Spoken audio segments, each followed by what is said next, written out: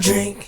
Don't act like you know me if you don't know my team. That's how it goes, man. Thinks, please don't mind me. It is as if my whole life I dream. Winning is all I do, I think. Magic tricks when I roll up my sleeves. What you talking about, sleep? I stay up and get things done. I be like, ready, get me some. You couldn't prevent me from taking the lead in this league. I got stripes and stripes, striking best not hide your eyes. I'll just a whole dynamite, let it ignite inside and still be able to remind them why. It's Spud Kingdom, Spud Kingdom, Spud Kingdom, Spud Kingdom, Spud Kingdom, Spud Kingdom, Spud. Any day, any night, on site, alright, let's go. Welcome, everybody, to the next episode of the Spud Kingdom podcast. I am your host, as always, Kevin Woodrum. Some of you know me as Woody. I want to thank you guys for tuning in each and every week. I really appreciate it. I cannot do this without you. You all make this happen. I mean, this is about our Spud Kings and about you, the Spud Kingdom. So thank you guys all for tuning in each and every week. And to the new people, welcome aboard. Appreciate having you. Stick around. Get some others on here. I'd be happy to have them. Happy holidays coming up. Whatever you celebrate, I just want to wish you a happy holiday. Hopefully it's a safe and fun-filled holiday and maybe some happy times with the family. We got a big recap from the weekend versus Ogden. We split the series with them. We'll get into that here in just a little bit. We got some interviews from the first game with Andrew Schmidt and Liam Donovan. So stay tuned for those as well. We got stats, standings, the 3 stars of the week. We got the player of the week, preview of the weekend slate on the road. We got a couple games coming up this weekend, but they are on the road. We'll be back after the new year. We won't have a home game till after the new year. We play this weekend on the road, and then we're off for Christmas weekend, and then we'll be back after New Year's here in town. So it'd be great to have everybody back. January 4th, that game got changed to a home game for us. It was an away game against Casper, but now it's going to be a home game. So tickets are available now. All of you, this is a couple weeks in advance to give you a chance. Maybe it's a Christmas present for one of you or the other. Who knows? Pick them up now, though. Tickets are available for the January 4th game that is now at home. Let's see. We got some trivia going on this week. We'll get to that here in a little bit as well. Hockey rule of the week, of course. And with all that, let's get to the action, guys. So game 1 was Friday, December 13th at the MAC.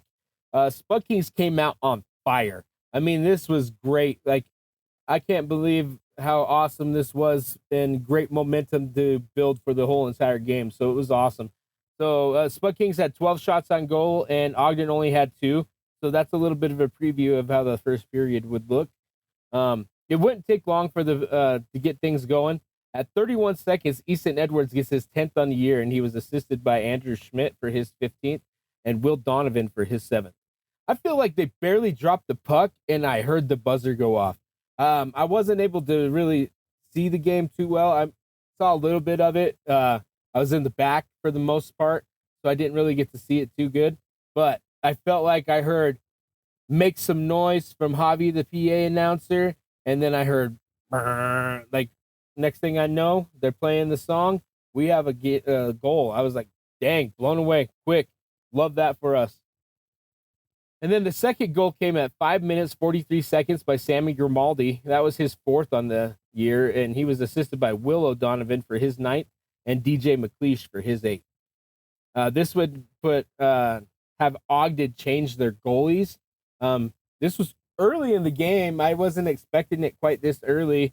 But Ogden decided to make a goal change early. This would have Dylan Birkins was there. He only faced 6 shots. And then they substituted Hunter Bauer. He would be the one who would enter the game for Birkins after that. So how did it go? It didn't matter because at 12 minutes, 51 seconds, Tim Kim got his 5th on the year. And he was assisted by Andrew Schmidt for his 16th and Ronnie Wade for his 11th. I mean, how awesome is that, guys? Like, switch your goalie, maybe get us a little momentum. Nah, we'll just score again. Tim Kim, since he's been back, he's been on fire. Can't say enough about the kid.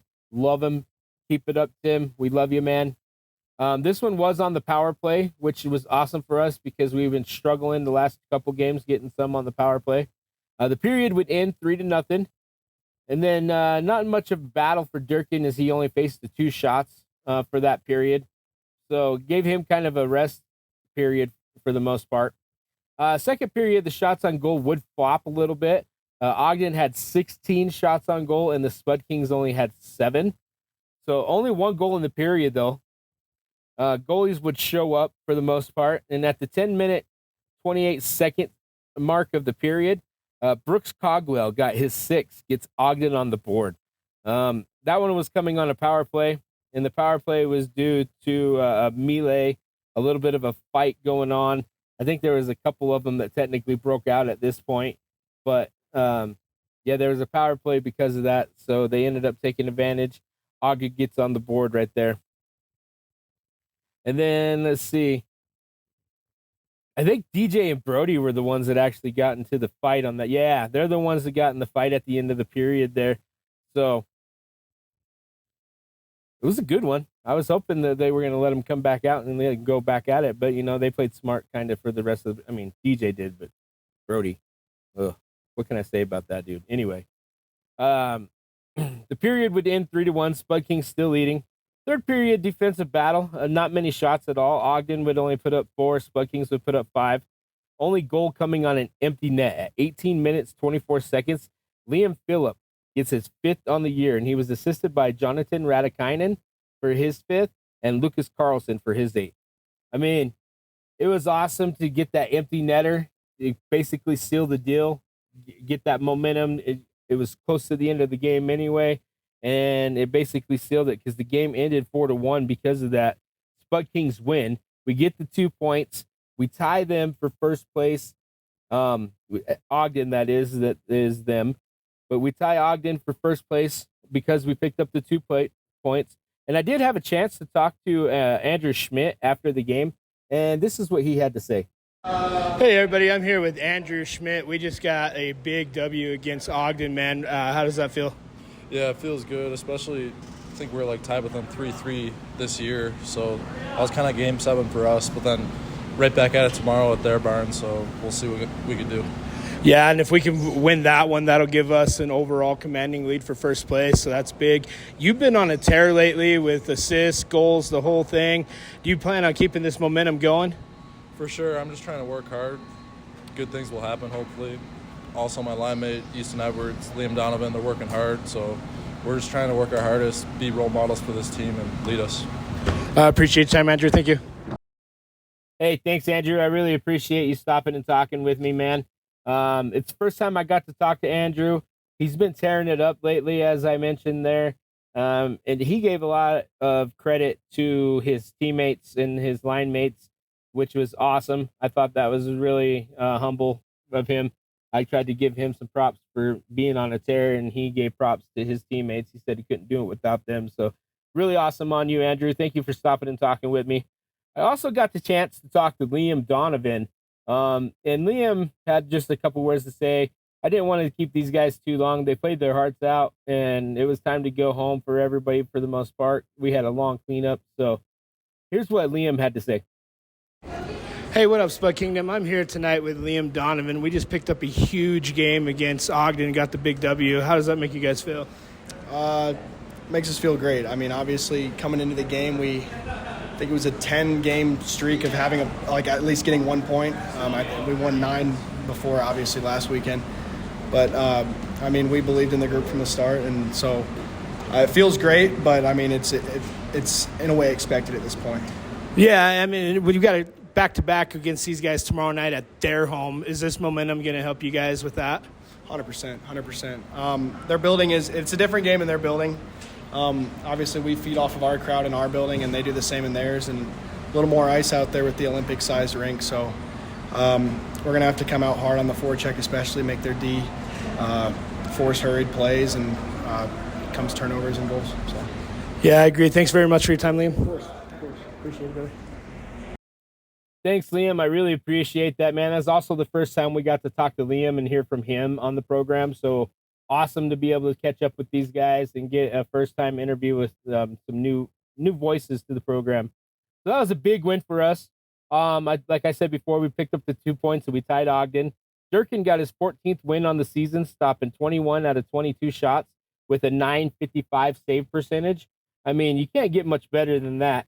It was very defensively. We kept Ogden out of the zone for the most part. We outshot him for the most part in the game, which was great. And Durkin picks up the big win, also showing why he is the wall. So next up, game 2, Saturday, December 14th at the Ice Sheet. This one was in Ogden, Utah. First period, lots of action, just not in the scoring form. Starting off with Brody Simcoe. This guy. Getting into the penalty, like 11 seconds into the game. Like, really, man? Like, geez. Did you not get enough in the last game? So 11 seconds into the game, he picks up a 10-minute penalty. He just picked up a 2-minute penalty. Sorry, my notes are he picked up a 2-minute penalty, but for the whole night, he had 10 penalty minutes. Like, what was this guy doing? Like, he's one of their best players, and the more time he spends on the ice is probably better for them, but we'll take it. Whatever, man. Yeah, you keep it up. You be aggressive. You do you, boo-boo. Anyway, Brody picked up a lot of penalty minutes in this game, and starting 11 seconds into it. He also, he also had a fight at one point that started towards the end of the period. And from what I could see, there was multiple fights that broke out on this one as well. But nothing ever really came of it, and the period would end 0-0. Second period, we would finally see a goal. Ogden put up 13 shots on goal, and the Spud Kings only put up 5. This whole game, Durkin got bombarded with shots. Like, Ogden was on a tear with their shots on goal. They put up the most that we've seen any team put up on any of our goalies in a long time. So Durkin just got bombarded all night long. But the Spud Kings would get the only goal in the period. At 12 minutes, 27 seconds, Andrew Schmidt, who we heard from a little bit earlier, got his 16th goal of the year, and he was assisted by DJ McLeish, the Beast, for his 9th on the year, and Lucas Ronner, his 6th on the year. This one came on a power play, so awesome again to convert on the power play. That's 2 nights in a row that we was able to do that, which was really good because last weekend, like I said, we struggled a little bit. So 2 nights in a row, we picked up a goal on a power play, which was real good. Wish we could have picked up a little bit more with all them penalty minutes from Brody there, but we'll take it. So the period would end 1-0 Spud Kings, and then the third period would be a small change in story. Shots were almost even. Ogden put up 10, and Spud Kings put up 9. Mustangs would strike first, though, at 1 minute, 4 seconds. Ryan Tong would get his 2nd on the year, and that would even things up there. And then about a minute and a half later, which would be at the 2 minutes, 33 seconds, William Charniak, he got his 7th on the year to put the Mustangs up by 1, and the game was 2-1 at this point. Man, like, we were coming out so good, defensive battle. A lot of the shots were blocked and everything. It was a great first period. Same with the second period, doing good. And then the third period, they come out hot and score 2 right off the bat. That kind of sunk a little bit of the momentum. But we would pick it back up after a little while because it wouldn't hold for the whole period. Because Ogden would hold the lead for about 12 minutes, though. And then at 15 minutes, 23 seconds, Easton Edwards would even it up with his 11th on the year, and he was assisted by Jacob Koldeny, a new guy, I'm guessing. I haven't seen him on any of the rosters previously or even as a scratch. So welcome to the team, and way to help out Easton on that one. And Sammy Grimaldi also got his 5th. And this one was also on a power play. So great to see us strike on the power plays. Regulation would end, though, 2-2. Another tie. These guys, we always battle with Ogden. It's really close every single game for the most part, and this is the second time we went into overtime. And this overtime period would show that Ogden would shoot 4 shots on goal, and the Spud Kings only had 2. No goals would end up going in the net, though, in this period, so it would send us to a shootout again against these guys. This is the second time this year that we've had a shootout with Ogden, and the first time went in our favor. This time, we'll see. So Koldenmi, he would get this start for us, and he would unfortunately miss his shot. So Ogden would send out Simcoe. Don't really have a boo or anything for this guy, but we'll just do one of these. Put out Simcoe. Negative Ghost Rider. The pattern is full. His shot did not go in as well. So both we've had one shooter each, 0-0 at this point. So our next one up would be Easton. Easton Edwards would be up for the Spud Kings, and then he would miss his shot as well. So still 2-0s for us. And then Ogden would send out Troy Hunka to see if he could top him. And Troy Hunka for the Mustangs actually did score. So they would put them up 1-0. And that would put up the next shot means the Heat would be on. Since we've already had two shooters, usually the shootout is like a best of three type thing. So they got a goal. That means we have to score on our next shot or they automatically win. So all the heat was on DJ the Beast McLeish. But you know what? That dude, I feel like he doesn't really feel pressure like you think he does. But he puts one home, glove side, and evened up the score 1-1 in the shootout. So that would send up the third shooter for Ogden. And so now if the third shooter makes it, Ogden wins. If he misses it, then we basically go to a sudden death, best one of one. And so Ogden would send up Dennis Kuzmenkov to try to make it game over, but he missed. So now it's 1-1. We're going into the sudden death. That's going to give us one more chance, possibly to win the game or keep it going. So we send up Ronnie Wade, and Ronnie couldn't got the call from Coach Bone, but unfortunately he wasn't able to get it through. So that would leave it up to William Cherniak. He had a chance to win it for Ogden, so he would step up and he would shoot. He would score. Game over. Man, this game, such a good game, minus like all the penalties and all the other shenanigans that were going on. This was a good game through and through. And for it to end this way, heartbreaking. What else can I say besides a heartbreaker for us? So the Spud Kings would lose the shootout 2-1 and the game 3-2. And Ogden retains first again with a 2 points for that win. But we as in the Spud Kings did get 1 point for the overtime loss. So now we're only 1 point behind Ogden going into this next weekend. But still, now we're a point behind. Even we gained that one the night before and we were tied. It felt so good for one night. But it was a heck of a battle, guys. I can't say anything wrong about that. And Spud Kings get out for the first time. They got outshot for the first time in like 10 games. I think we've been putting up huge numbers, and Ogden's the one that put up the huge numbers in this game. So that was the first time that we got outshot by a lot. So Durkin would stop 36 out of 38 shots, though, for a .947 save percentage. And he did give up 2 shots in the shootout and gave up 2 the goals there. Those don't count against his overall save percentage, but they do count, obviously, towards the score. And they were kind of costly, but we still love you, Dirk, baby. Keep your head up. We love you. You got all the heart. You played played a heck of a game, man. So we can't take that away from you.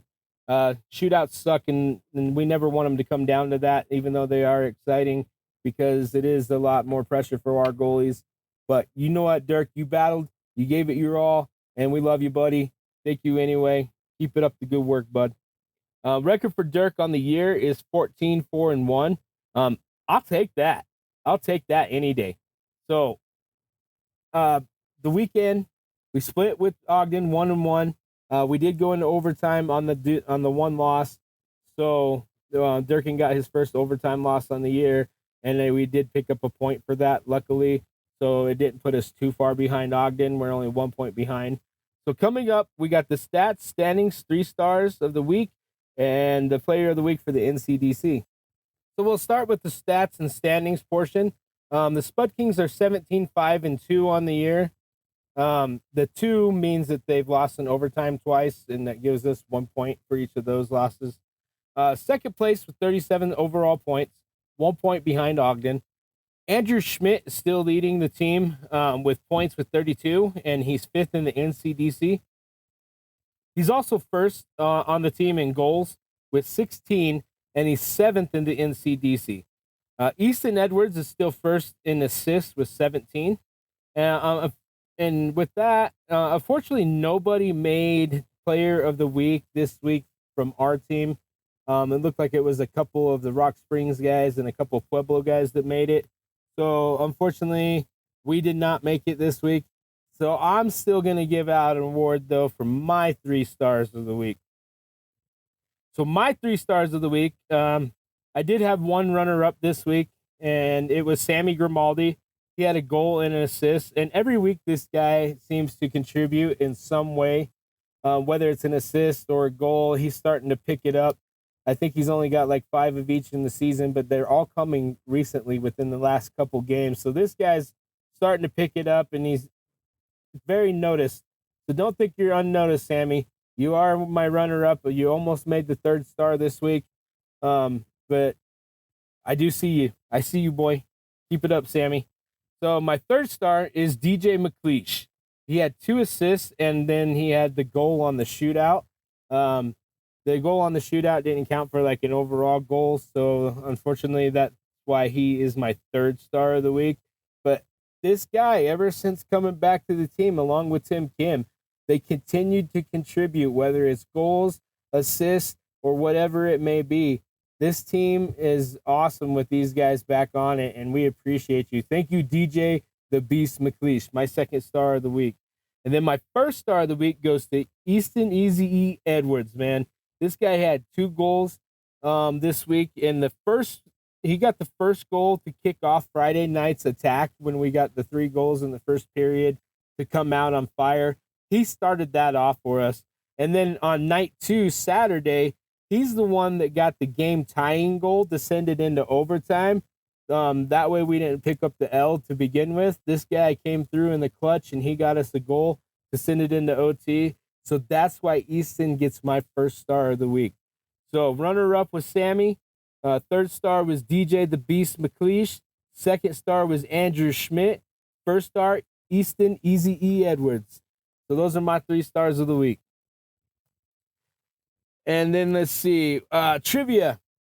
Let's get to some trivia a little bit. We only had 1 response to my question from last week.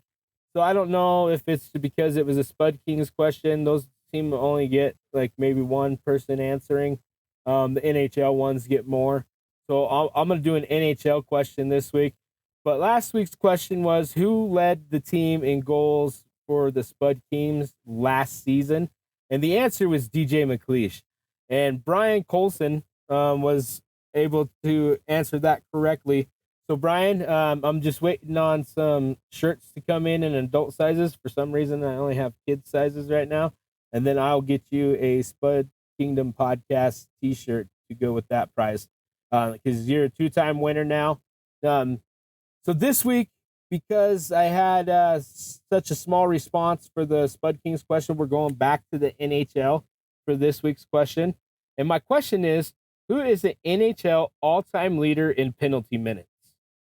Once again, who is the NHL all-time leader in penalty minutes? Like, this is career, like all-time penalty minutes. And the reason why I came up with this one was because of Brody Simcoe. This dude spent, I think, a total of 1 whole period in the penalty box this last weekend. So it made me think, who spent the most time in the penalty box in their career? So that's the question for the week. Who in the NHL has the all-time leader for penalty minutes? So answer me on the socials. I'm going to post them on Facebook and X after the episode goes live. You can hit me up on there. You can message me. You can also, if you follow me on Insta or somewhere else, go ahead and message me there. Comment on the episode when it's released if you want to. Wherever you listen, comment on there. You can give me the answer. I'll check it out.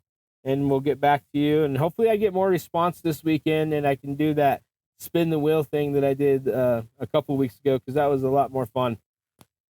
So that's the trivia question for the week. And now let's get on to the rule of the week. The rule of the week is roughing. And the reason why I picked this is because I feel like there was probably 20,000 roughing calls this weekend. Okay, that's extremely exaggerated, but there were a lot. There was a lot going on. Always is when we play Ogden. Those two teams are very competitive, and they always go hard against each other. So roughing was a big one, so that's why I picked it this week.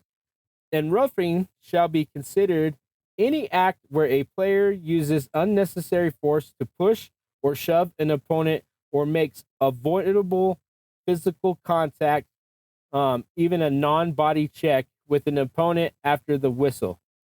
Also can be enforced if a player uses his hands, arms, or stick in a careless or reckless manner while delivering a check.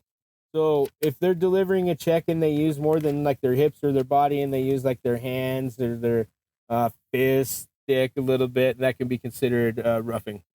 A minor or double minor shall be assessed to any player who is deemed guilty of roughing.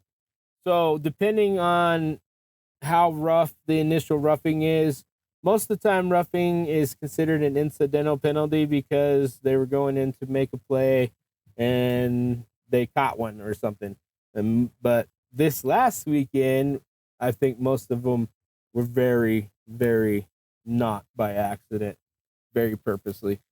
So there's that. You can get a minor, which is just a regular version. You can get a double minor if they consider it a little bit more rough, or you can get a major plus a game misconduct can be assessed if the player is recklessly endangers an opponent.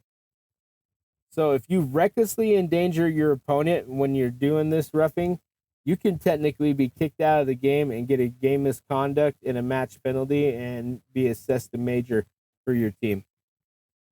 And a match, and a match penalty could also be assessed because if it ends up causing some type of injury, and like if kind of like earlier when we were talking about the slashing thing, if they slash on purpose to cause injury, it can be considered a game misconduct. Same thing here with roughing. If you're going in there to literally try to hurt somebody, or whatever you're gonna do, like you're aware that you're about to hit this person illegally and it could mess them up, you can be considered a major, and then a game misconduct can be assessed for that. So that would be our rule of the week. So let's wrap things up, man. Not much going on this week. I wasn't able to get a fan interview, so I thought maybe I didn't really talk about my experience when I went to the game a couple weeks ago. I mean, I talked about it a little bit, so I guess I'll talk about that a little bit this time. I got to spend the day at the game with Brian, who won the trivia today, or last week, I mean. He had an extra ticket, and he was like, hey, man, you want to come to the game? I was like, oh, that'd be awesome. And he's got seats on the glass, and I've never sat on the glass at a hockey game except for back in high school, and it's definitely not the same experience as it is now. But, man, that was some of the coolest action I've ever seen. I've worked all over that arena. I've seen views from all over that arena, but I've never really...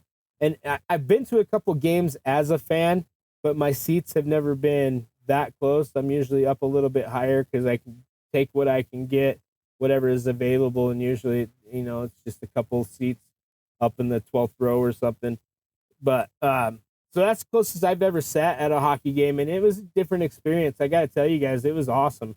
I had me some, I always talk about food and what people like to eat when they go to the games. This time around, I had the buffalo chicken mac and cheese. It was pretty good, pretty delicious. It hit the spot. It got me through the game. I was able to make it the whole night because, didn't really get to dinner at that point because I had to do some work. And then I came home, got ready, and went straight over to the game. So I picked up some grub at the game. Wasn't afraid. Everything they hit their slaps, as Jimmy would say. So I hit me up some grub. It was delicious. The game was awesome. It was a battle. We ended up winning. That was the game where the third period, at the end of it, there was a goal by us, a goal by them, and a goal by us.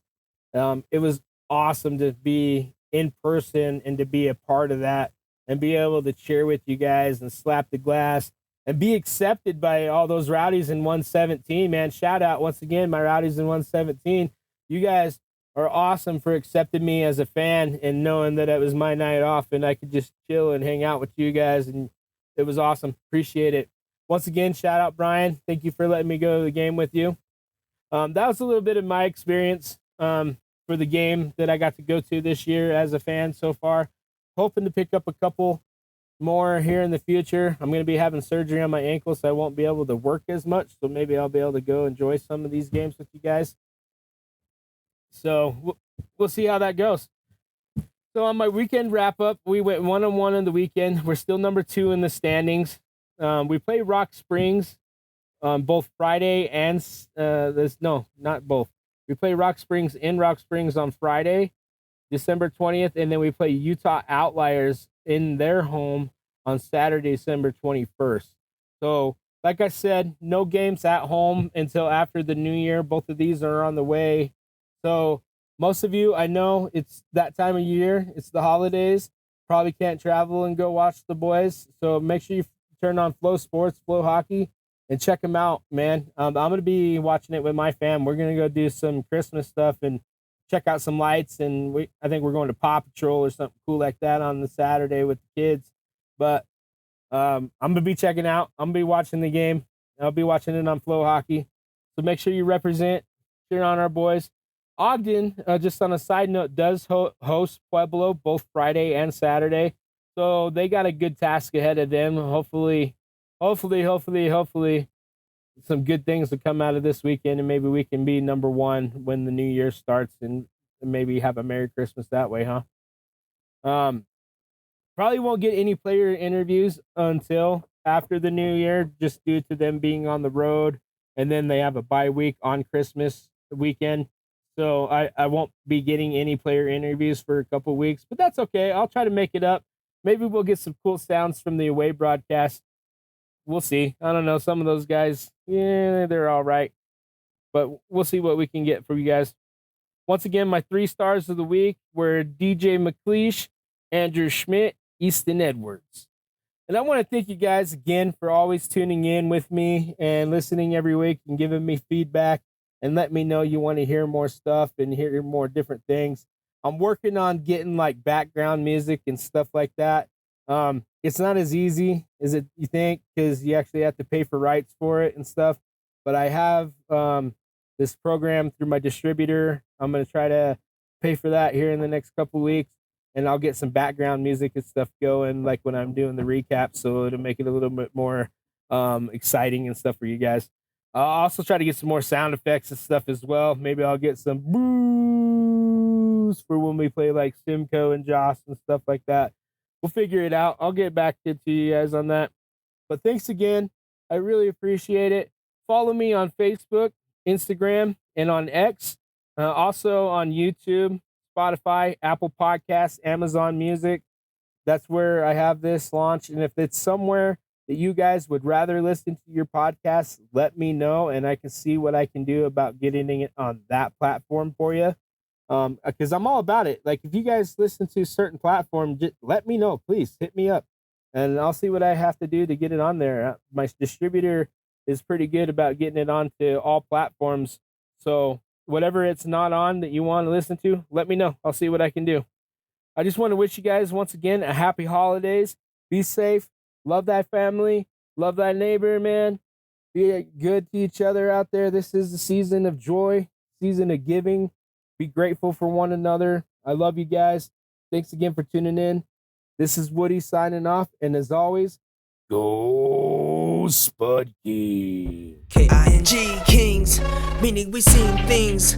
And without a cheat sheet, a walking beast, no wanting peace until I'm knee deep in the rewards I need to retrieve. Keep the receipt once I receive what I work for, but never relieve. Better watch out, if you don't move, get ready to fall down. If you don't root for my son, I'm not proud. Like what you talking about, I'll pop out, even if it's hard out. Somebody let the dogs out, like they're coming for the dog out before being brought out. Whoa, they might need to keep me locked out because I will stomp in my stomping grounds till it's known this is Spud Kingdom.